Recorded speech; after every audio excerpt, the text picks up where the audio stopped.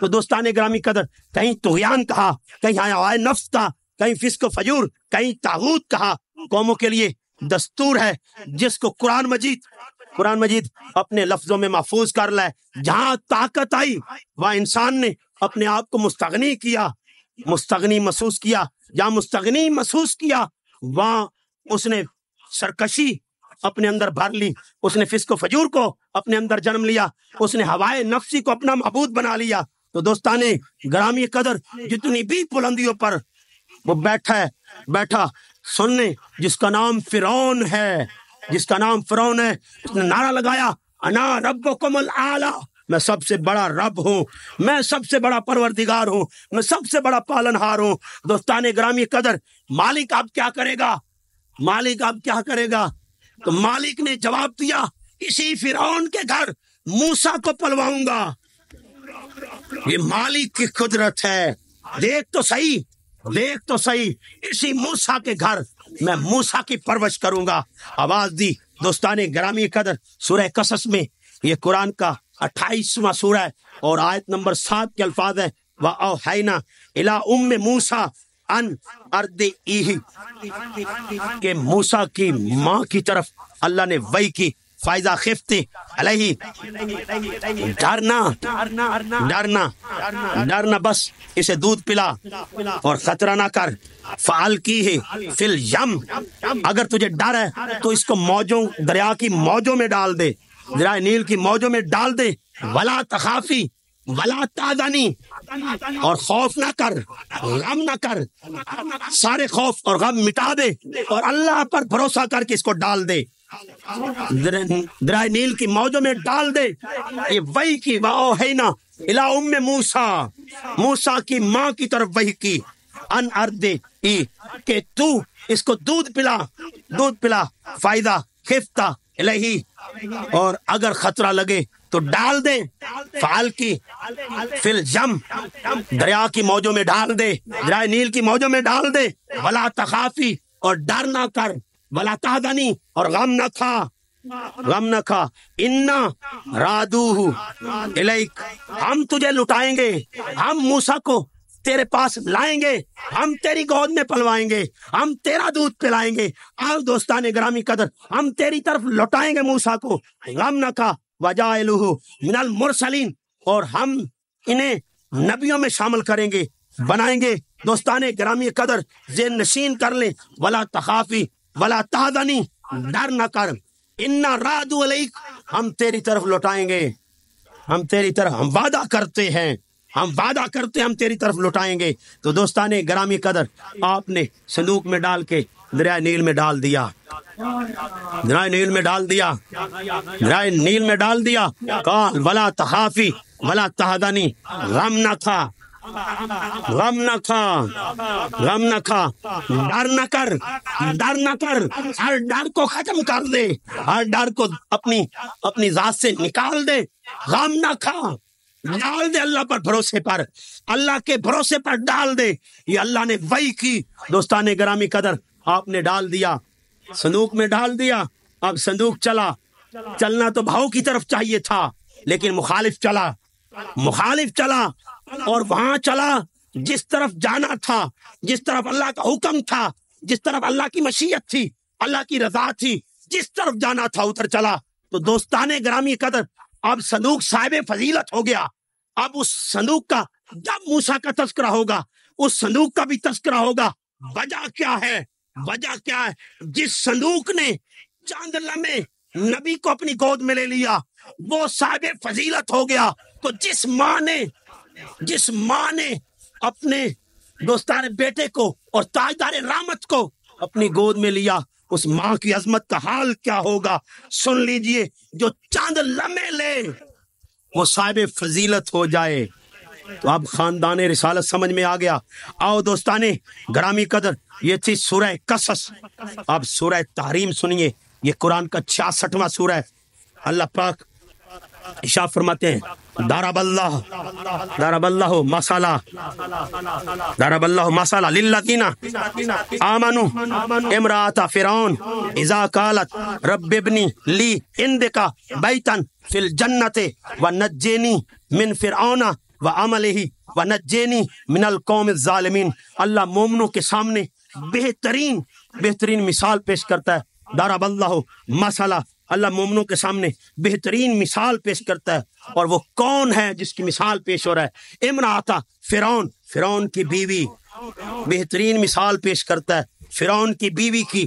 آؤ دوستانے گرامی قدر، کیسا بے جوڑ رشتہ ہے، کیسا بے جوڑ رشتہ ہے۔ اب اللہ فرعون کے گھر میں مومنہ بیٹھی ہے، فرعون کے گھر میں مومنہ بیٹھی ہے، اور کیسی مومنہ،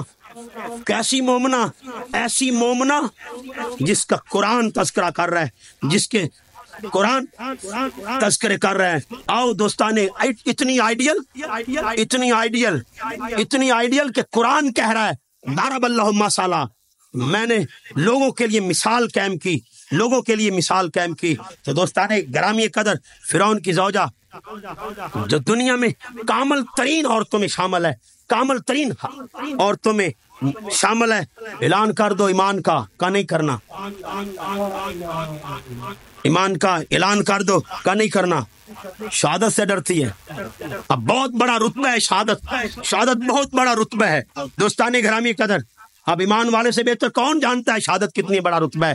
اللہ نے آواز دی دوستانے سورہ بقرہ میں، لا تقولوا لمن یقتل فی سبیل اللہ اموات، جو میری راہ میں مر جائیں، میری راہ میں جن کا سانس رک جائے، جو سانس کو میرے نام لگا دیں، جو میرے ہو کے مر جائیں، جو سانس میرے نام پہ لٹا دیں، بل احیاء ولکن لا تشعرون، تم نہیں جانتے وہ زندہ ہیں، تم شعور نہیں رکھتے۔ آؤ صاحبان محتشم، یہ قرآن کا فلسفہ ہے، قرآن کہہ رہا ہے سانس زندگی نہیں، قرآن کہہ رہا ہے سانس سے زندگی نہیں، زندگی پھر کیا ہے؟ پھر آواز دی اللہ پاک نے سورہ عمران میں، وَلَا تَحْسَبَنَّ الَّذِينَ قُتِلُوا فِي سَبِيلِ اللَّهِ أَمْوَاتًا۔ دوستانے سن لیں، ایک آیت میں کہا، سورہ بقرہ میں کہا اسے مردہ نہ کہنا، اور سورہ عمران میں کہا، سورہ آل عمران میں کہا وَلَا تَحْسَبَنَّ الَّذِينَ قُتِلُوا فِي سَبِيلِ اللَّهِ، اسے مردہ خیال نہ کرنا، امواتن، جو میری راہ میں مر جائے، جو میری رضا میں مر جائے، جو میری رضا میں سانس لٹا دے، جو میرا ہو کے مرے، اسے مردہ نہ خیال بھی نہ کرنا۔ اب کہنے کا تعلق زبان سے ہے اور خیال کا تعلق دماغ سے ہے۔ دماغ کہتا ہے بھائی بے شک زندہ ہے، لیکن ہمارے خیال میں مر چکا ہے، جنازہ پڑا، دفنایا، مر گیا، نہیں صاحب ذہن نشین کر لیں۔ پھر آبادی اَوَمَنْ كَانَ مَيْتًا فَأَحْيَيْنَاهُ وَجَعَلْنَا لَهُ نُورًا يَمْشِي بِهِ فِي النَّاسِ، نہ جانے کتنے ایسے مردہ ہیں جو کھا رہے ہیں۔ مختلف مفسرین نے اس کی تشریح کی ہے۔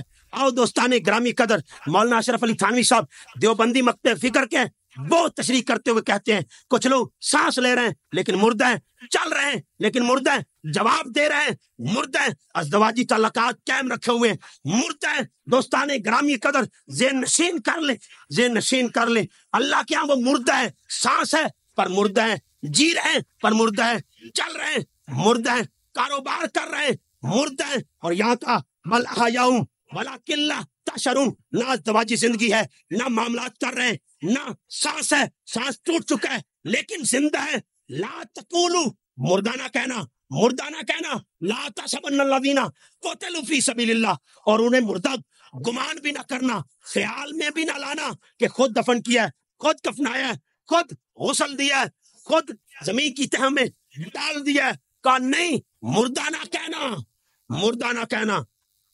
کہنا، وہ زندہ ہیں، بل احیاء عند ربہم یرزقون، وہ تو اللہ سے رزق بھی لے رہے ہیں، وہ اللہ سے رزق پا رہے ہیں۔ آؤ دوستان گرامی قدر، پھر فلسفہ زندگی کیا ہے، پھر فلسفہ حیات کیا ہے؟ تو یہ تو سانس ٹوٹ گئی لیکن زندگی آ گئی، سانس لٹ گئی لیکن زندگی آ گئی، پھر زندگی کیا ہے؟ اب قرآن کا فلسفہ زندگی سمجھیے، یہ سانس زندگی نہیں، یہ آہ زندگی نہیں، یہ چلنا زندگی نہیں، یہ کاروبار زندگی نہیں، یہ آنا جانا زندگی نہیں، یہ ازدواجی تعلقات زندگی نہیں۔ قرآن کا فلسفہ یہ ہے کہ فلسفہ حیات یہ ہے، لوگوں زندگی اپنے رب سے جڑ جانا ہے، رب کے تعلق سے وابستہ ہو جانا ہے، اپنے رب کی خوشنودی کے لیے جینا ہے، اپنے رب کا ہو جانا، یہ زندگی ہے۔ جو اس سے جدا ہو جائے وہ مر گیا، وہ سانس بھی رکھے تو مردہ ہے، وہ سانس نہ بھی رکھے تو زندہ ہے، سانس کا نام زندگی نہیں، زندگی اصل میں اس کی رضا کا نام ہے۔ اور میں اور سادہ کر رہا ہوں دوستان گرامی قدر، کچھ لوگ یہ زمین پر چل کر بھی مردہ ہیں اور کچھ لوگ زمین کی تہ میں جا کر بھی زندہ ہیں، زمین کی تہ میں جا کر بھی زندہ ہیں۔ آؤ زندگی کا فلسفہ یاد۔ تو اب حضرت آسیہ کر دو اپنی قربانی، لٹا دو، کہ نہیں شہادت سے ڈرتی ہیں؟ نہیں، شہادت سے نہیں ڈرتی، شہادت سے نہیں ڈرتی۔ پھر کیوں نہیں کہہ رہی، ایمان کا اعلان کیوں نہیں کر رہی؟ اللہ کہہ رہا ہے ضرب اللہ مثلاً، کہ مثال دی ہے اللہ نے، آئیڈیل بنایا ہے حضرت آسیہ کو، آئیڈیل بنایا ہے دوستان گرامی قدر۔ پھر کیوں نہیں اعلان کرتی؟ یہی فرعون تھا جس نے دعویٰ کیا انا ربکم الاعلی، اس کی باندھی نے کہا میں تیری منکر ہوں، میں تیری نہ ماننے والوں، انکار کیا۔ اس نے سچے رب کی طرف دھیان کیا، سچے رب کی گواہی دی، سچے رب کو ایک جانا۔ تو دوستان گرامی قدر اس کی دو بیٹیاں تھیں، فرعون نے پکڑا اپنی باندھی کو، کہا کہ میں تیرا رب ہوں، کہا نہیں تو رب نہیں، میرا رب وہی ہے جو رب العالمین ہے، عالمین کا رب ہے۔ کہا تو مجھے نہیں مان رہی تو اس کے لیے ایک تیل کا کڑایا گرم کیا جائے، اب گرم ہوا، عزیزان محتشم ایک بیٹی اس کی پکڑی جو چلتی بیٹی کو پکڑا، اور عزیزان محتشم اس کو ڈالا، اس کو تیل میں ڈالا۔ اللہ نے کشف کو، حدیث میں آتا ہے اللہ نے پردے اٹھا دیے، اس نے کہا اصبر یا امی، میری ماں صبر کرنا، آگے اجر زیادہ ہے، وبشر الصابرین، صبر کے لیے زیادہ اجر ہے، صبر کرنے والوں کے لیے اجر ہے۔ ماں پریشان نہ ہونا، اصبر یا امی، میری ماں صبر کرنا۔ تو دوستان گرامی قدر اس کی دودھ پیتی بچی کو چھین کر اس تیل میں ڈال دیا۔ جب تیل میں ڈالا، انا للہ و انا الیہ راجعون، دوستان گرامی قدر جب ڈالا تو اس نے بھی کہا اصبر یا امی، میری ماں صبر کرنا، آج اس کے نام پہ مٹ جا، آج اس کے نام پہ اپنی ذات کو لٹا دے، آج اس کے نام پہ تیل میں جل جا، اصبر یا امی۔ دوستان گرامی قدر جب دونوں بیٹیاں بھی جل گئی، پھر بھی اس نے ایک ہی نعرہ لگایا، لا الہ الا اللہ کا نعرہ لگایا۔